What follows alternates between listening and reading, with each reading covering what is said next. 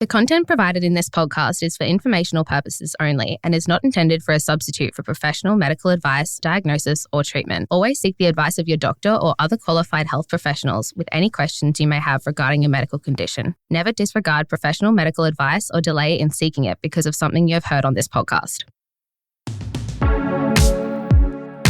On today's episode, we will be celebrating people with type 1 diabetes and the amazing things that they are achieving, welcoming former Olympic swimmer Meagen Nay. We are your hosts, Isabella and Sebastian Harris. This is Life on the Level. If you're listening, you probably have or know someone with type 1 diabetes. We're here to give you the knowledge and encouragement so you can thrive. Join us as we dive into all things type 1, real experiences, expert insights, and practical strategies. As we've mentioned a few times before, diabetes is an invisible illness. Really? Yeah, I know. Shock. Crazy. After 10 episodes, we finally realised. But it doesn't stop you from doing things. There's a lot of people with some magnificent stories who have done great things even with diabetes. We've put together a list of some people stomping down on the stigma of type 1 diabetes and proving that nothing is impossible. The first one is Halle Berry. In 2002, she became the first Black actress to win the Oscar for the Best Actress for her role in Monsters Ball. She was diagnosed with type 1 diabetes in her early 20s after she actually fell into DKA. And she said initially her diagnosis left her petrified, thinking she was, quote, going to die. And now she says, quote, diabetes turned out to be a gift and it gave me strength and toughness because I had to face reality no matter how uncomfortable or painful it was. Which I think it's really inspiring little thing to say. Yeah, and especially with someone who is sometimes, like we hear all the big celebrities with diabetes, but I wouldn't have guessed Halle would have had it. It's a bit of a shock. To call it a gift, I mean, it's a present I'm willing to return. Yeah. But I like that she's put it that way and I like her mindset to think like that. Yeah. Also having that mindset of turning it into a positive is also a really admirable thing. Yeah. Another famous person who has diabetes is the commentator and former Australian Wallabies player, Rod Kafer, who was diagnosed at the age of 15. He said that diabetes can either be a detriment to your life or an enhancer. Everyone makes that choice, which is never easy. Not a day goes by without me wishing I did not have to have an injection, do a blood test, eat for the sake of eating, or recover from the inevitable hypo. Yeah. That to me sums up what it's like to have diabetes so well. Eat for the sake of eating is such a big one for me. It's like, I'm not hungry. And you just eat because you go, well, I have to. Because you've got to live. Yeah, I guess you've got to live. Yeah, you do have to. Well, you have to live. You do. Yeah. False positivity. Yeah. You have to live. Look after yourself. You've got to. Another one who is in the sporting that I don't know much about, the retired professional AFL player for Greater Western Sydney Giants, Sam Reid. So he was diagnosed as a 20-year-old in 2010. And after having a surgery, he lost a lot of weight, which actually led him to be diagnosed with type 1 diabetes. Oh. Something funny that I think this is pretty cool. He has a tattoo of a dartboard on his stomach because he was told when he was diagnosed that that's where you have to inject, like on your stomach. So on his tattoo, he said, quote, not to make a complete light of the situation with me being diagnosed, but I just wanted to have a little bit of fun with it and let people know that I hadn't changed too much. How funny is that? I even read that he'd sometimes decided that he'd like put it in different spots of the dartboard occasionally. Just to see how many points he could rack up. Yeah, how many points for this injection do you get? Trying to go for a triple 20. Yeah, I think that's really nice that he's trying to make light of the situation. And he clearly, humour has not changed since he's been diagnosed. So there you go. It doesn't change everything. You're still funny. Yeah, and if you're not going to make light of it, no one else is going to make light of it for you. No, you've got to make light of it. Yeah. Yeah, I mean, I've made a couple of jokes throughout this, but if you don't laugh, you cry. And sometimes you do both. That's all right as well. Yeah. Another amazing person who also has diabetes is the Australian-born international supermodel, Bambi Northwood Blythe, who was diagnosed at the age of 11. She said, my family and I had no idea of what diabetes was. We hadn't met anyone with it, and there was no family history. It was a shock. It's a shock, all right. Yeah, she's quite vocal about it and has posted quite a lot about her diagnosis and her journey, and it's quite inspiring and interesting to think that, I mean, losing weight as someone with diabetes is something that I always thought was impossible. And to maintain that figure, to be a supermodel, that's insane control on her behalf. So good on her. Yeah, and I know that sometimes when I will sometimes look in the mirror and see my CGM, I go, I surely can't look good with this. Yeah, or the marks, like the bruises and stuff that you get. But she's rocking it. All power she's rocking the runway. Good on her. Now, the next one is the love of my life. Yes. And I guess he's also a musician, Nick Jonas. So he was diagnosed when he was 13 years old. He's now a founder of a non-for-profit organisation changing what it means to live with diabetes, which is very wholesome. And when younger people ask him how he manages his condition, he states, quote, I let them know that I don't have it all figured out and chasing perfection with type 1 diabetes is impossible. There's so much that's out of your hands and finding a way to remain calm and patient in moments where diabetes interrupts your life is key. Now, I could talk about him forever, so yeah. I remember before I was diagnosed, I used to watch the Jonas Brothers on Disney and I was diagnosed when I was 11 and then I found out after I was diagnosed that he was type 1. And then he immediately that cemented that he was my favourite Jonas brother. He was always my favourite Jonas brother, but the fact that it's a community thing. We're, one of us. Support your brothers and sisters. One of us. Yeah. So, I mean, he's married now and whatnot, but off the table. Yeah, it's all right in another life. Another famous person who has type 1 diabetes is the former British Prime Minister Theresa May, who was actually diagnosed type 2 originally, but it was a misdiagnosis. But she has been very active in promoting education and awareness. She has written to local schools to get them to support those kids with diabetes and has also done some research, JDRF. Someone else who has type 1 diabetes is Jeremy Robertson, who is actually a doctor and a pilot. He was diagnosed in 2010 when he was 31. Yeah, I don't know. I always hear people say I'd rather be diagnosed when they're older. I've met a lot of people who are diagnosed when they're older and they say that they prefer that because they've had their fun teen years and whatever. But I still think like it's a learning curve. I don't know. There's no good time to be diagnosed, right? Yeah. Anyway, he was a pilot at the time who'd been flying for about 9 years. And when he was in America to do a course, he started experiencing symptoms and he got quite blurry vision, which even his glasses weren't fixing. So he took himself to a medical centre and his BGL was 25.5 and that's elevated. That's how he got diagnosed. So he thought his career was over as a pilot. And after being told it basically was, he realised there wasn't any protocol for people with type 1 diabetes to become a pilot. And so he wrote one himself. And now he can fly again. So that's pretty cool. That's a legacy that I'd like to lead. Yeah, that is good on him. But yeah, he's an overachiever. Look him up. We'll put it in the show notes. Crazy. And one final person that we'll go over is Sonia Sotomayor, who is a Associate Justice and Jurist on the Supreme Court of the US. Very high-ranking position. She's been in there since August 2009, and she is also the first Hispanic and Puerto Rican in the Supreme Court. Right. She actually gives an amazing quote, which I think is just perfect for trying to get your head around what the right mindset is to have with diabetes. She says, "My diabetes is such a central part of my life. It did teach me discipline. It also taught me about moderation. I've trained myself to be super vigilant because I feel better when I'm in control." Fair enough. But discipline, yeah. moderation. Yeah, I think everyone deals with it differently and everyone copes with it differently. And like if your mindset is to have that strong discipline sort of control, then as long as you're looking after yourself, I think. Yeah, because at the end of the day, diabetes shouldn't control you. You should control it. Yeah, it doesn't control you. Shouldn't. And speaking of achieving the unachievable, we are lucky enough to have Meagen Nay, former Olympic swimmer, join us today. Hi, Meagen. Thanks for joining us on the podcast. How are you feeling today? Yeah, good morning or afternoon, whatever it is. Yeah, pretty good. Pretty excited. That's good. Hi, how are you?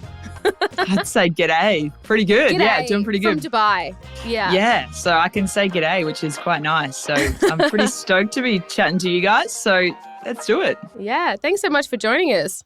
Okay, first question then. When were you diagnosed and how did you find out you had type 1? And also, can you explain the difference with LADA? Yeah, well, to be fair, I was diagnosed nearly 3 years ago. I had no idea what diabetes was. I used to swim professionally, so I was pretty fit. And I just kept getting no diabetes in the family, and I just kept getting sick. I had tonsillitis a couple of times, and I was like, what is going on with my body? Because I'm so used to being really in tune. So I remember going to my doctor, and he's like, oh, let's just do all the blood tests. Maybe you've got chronic fatigue. I don't know, maybe you need to get your tonsils out or something. And I just kept reoccurring the tonsillitis. So I actually booked in to see an ENT doctor to maybe get my tonsils out. And I'll never forget, it was an Australia Day weekend. My doctor rang me about 3 times in half a day.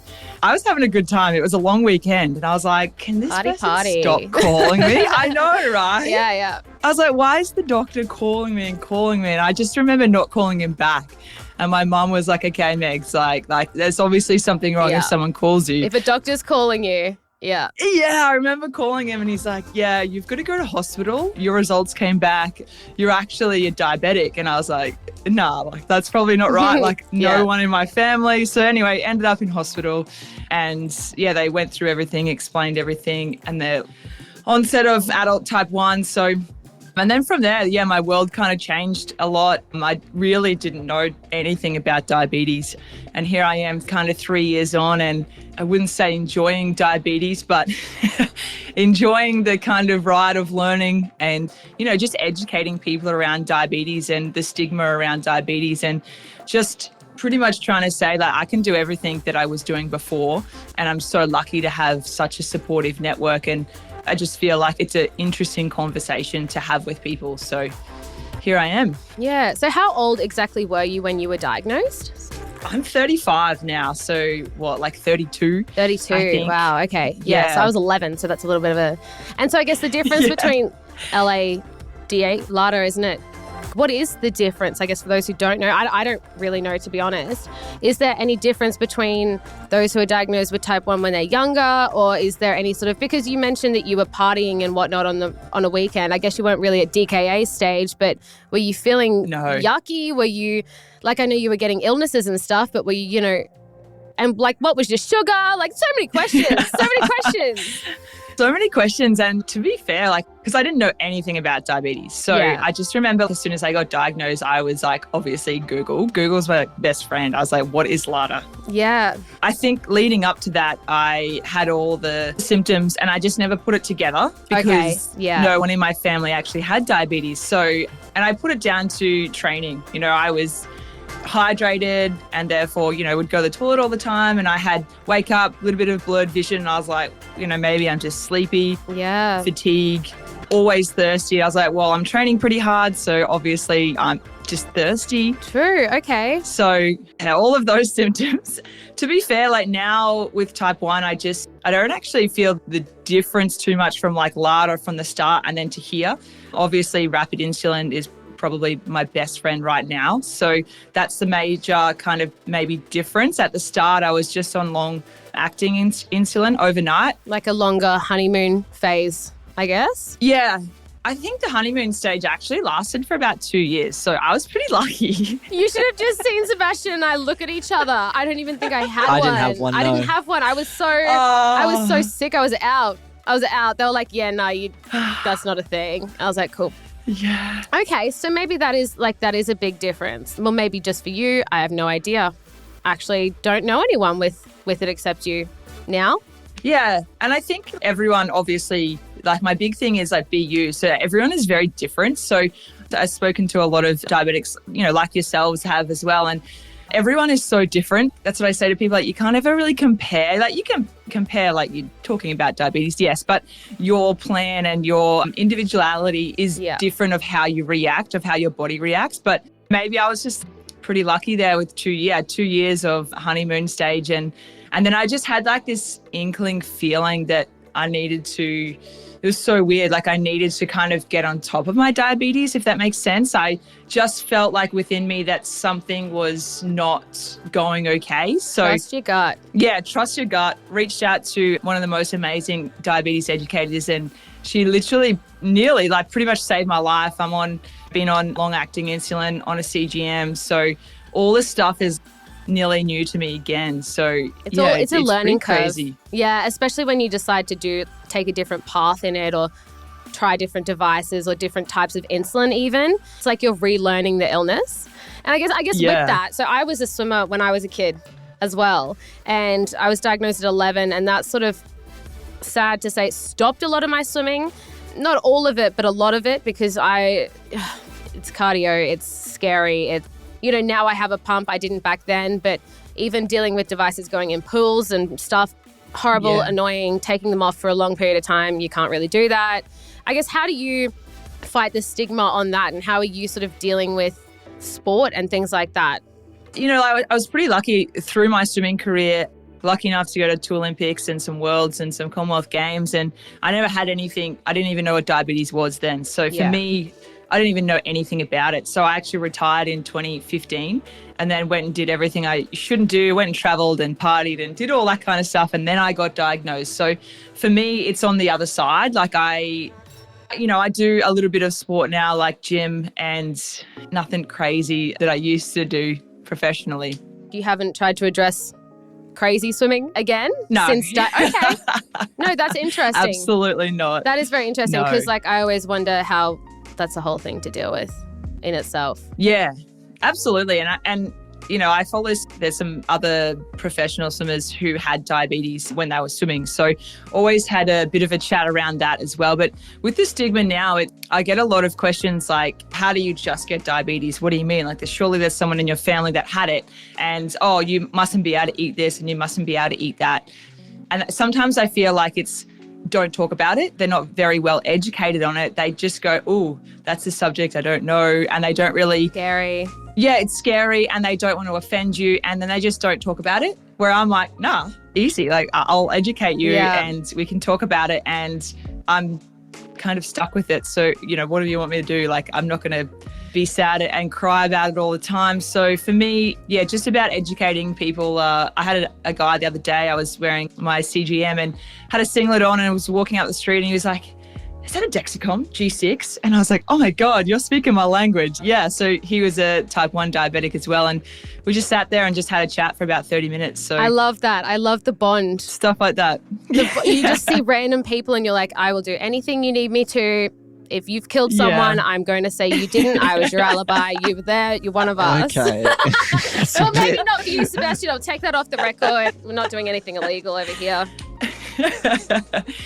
No, but it's nice, like, when you see a fellow diabetic, you can talk about something, and sometimes that can just be, if you're in a tiny little funk, or, someone's not understanding you, just that little conversation with someone who has been through that or is going through that can sometimes just shine a little bit of light into your world if you're having one of those days. So yeah, it's always nice when you have a chat with fellow diabetes friends.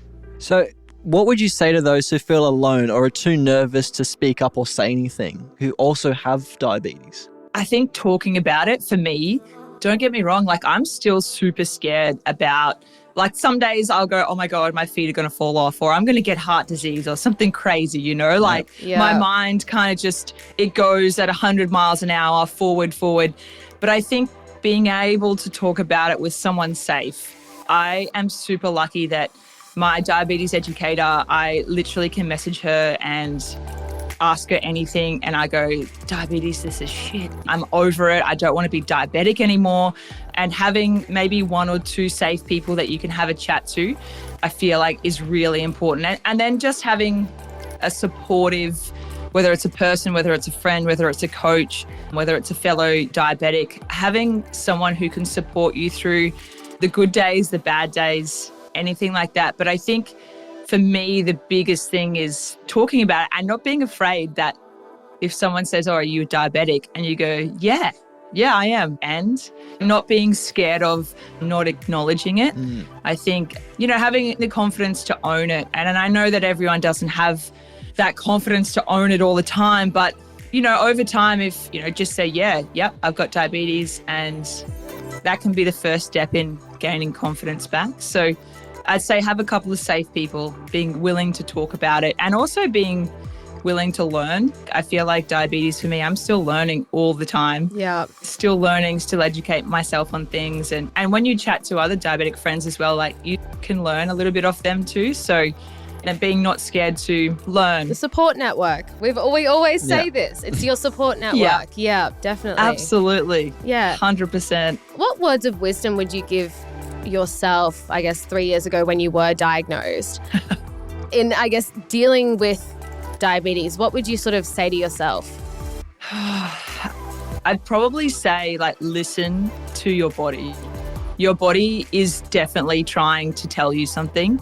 And for me, it was, my mind is very strong. I've pushed my body nearly my whole life to achieve some crazy dreams of swimming at the Olympics. And my mind is probably a lot stronger than my body. And so my body was trying to tell me something and my mind was like, no, like as if you have this or as if you have that, you can push through no matter how strong you are. So listen to your body and realize that it's okay. It's okay if you have a bad day. It's okay if you're freshly diagnosed and everything is overwhelming.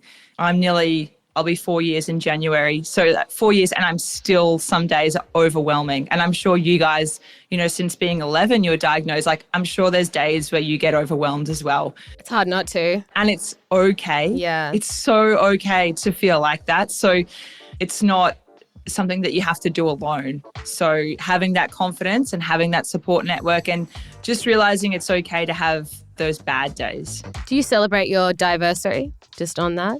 Do I celebrate it? No, I don't really. I remember it. Yeah. I don't really celebrate too much. I remember it and I'm just probably really grateful that I'm still here and grateful that I've got a good support network and grateful that, you know, I just want to be kind of the best human I can be with diabetes. Yeah. That's it. That's a really good mindset, I think, to have that where you don't celebrate it, but it's still something you go like, yeah, I've done this. Yeah. It's like a good reminder. Yeah, definitely. Yeah. That's what I do. I go, like, I have it written down and I know the date off by heart, but, you know, you just add it in and you just sort of mentally note, yep, Done another one. tick. Yeah.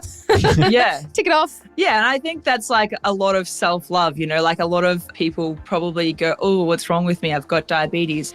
And just realizing, give yourself a bit of self-love. Like, yeah, go like, hell yeah. Like I did another year, you know, I'm still here for another year. And yeah, I just think it's a nice little way of going to yourself that you did another year. You prove that you can go through all this stuff. You're still enjoying life, hopefully. Yeah. It's funny that you said like your mindset is so strong that you weren't listening to your body.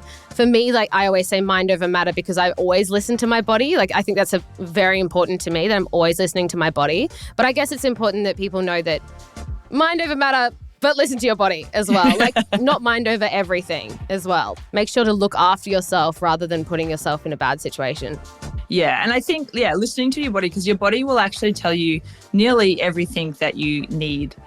But for me, like coming from a professional athlete background, you would push your body to its absolute max. And for that, it was mind over body. Yeah. That was trying to push yourself. So something like diabetes is being able to listen to your body, but also being strong enough to act on that, I think is a big thing. So acting on how your body feels and not just I was pushing it to the side and not there. Yeah, it's not there. Like if I don't think about it, it's not there, right? It's still there. Sorry to tell you. It's still there. Yep. So yeah, I'd say self-love and listen to your body and a positive mindset. Everyone thinks I'm super positive and super like, oh my God, how good's life? But just a reminder, like it's okay that you have crappy days. Do you? 100%. My partner is working over here now and sometimes he just like comes home and I'm just like chilling on the couch and he's like, what's up? And I was like, oh, I just had a bad day. I'm just having a moment. Or like my thing is like, I'm just having a moment. So if I'm having a moment, it's okay. Like I allow myself to have a moment and then I kind of move on. Yeah. Because otherwise I'll be in a funk all day. So Don't dwell. Yeah, I have a moment and then I go, okay, chat to self, let's get up and do something that makes me feel me and makes me feel happy, whether it's exercise, whether it's the ocean or something, you know, whether it's journaling or anything like that. So I had one the other day. I had a little moment the other day and I was just a bit overwhelmed. So I'm sure my diabetes educator, Kate, it just probably hates getting my messages sometimes. I think, no, that's what they're there for. They're there to support you. And mine says that to me all the time. I'm like, sorry to bother you. She's like, that's why I'm here. It's it's what I'm doing. So don't ever feel bad. Yeah. I think I've told her maybe 4 times I don't want to be diabetic anymore. So that's probably like my 4? Famous line. Only 4? Yeah. Probably in the last month. Okay, all right. 4 times in the last month. Yeah, there we go. Yeah. Oh, well, thanks so much for joining us. Yeah, thank you. Absolute pleasure, guys. Oh, thanks so thank much. Thank you very much. Yeah, have a good day. I appreciate it. Thanks, legends. Easy.